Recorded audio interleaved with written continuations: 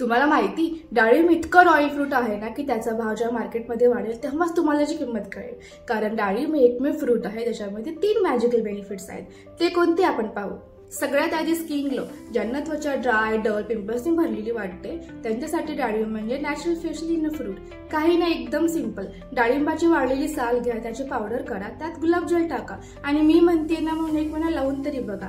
मग अनुभवा natural glow, pimples कमी, स्किनला टोन एकदम ग्लास ग्लो सारखा. दुसरं डायजेशन बूस्टर. ज्यांना भूक लागत नाही, ॲपेटाईट कमी आहे त्यांनी रोज एक डाळिंब खायला चालू करा.